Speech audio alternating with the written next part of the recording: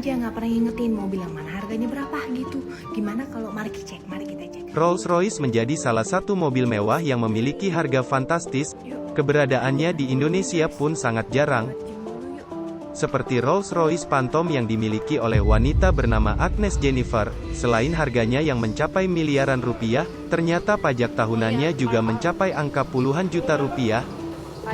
Melalui akun TikTok pribadinya, Agnes memperlihatkan besaran pajak tahunan mobil asal pabrikan Inggris tersebut. Tidak main-main, pajak kendaraan bermotor, PKB, pokok sebesar Rp98.359.000 dan sumbangan wajib dana kecelakaan lalu lintas jalan, SWDK-LLJ, sebanyak Rp143.000. Jika dikonversikan, uang pajak yang dibayar tiap tahun itu setara dengan mobil baru Daihatsu Ayla. Nah, julid dah lu sono pada cuma.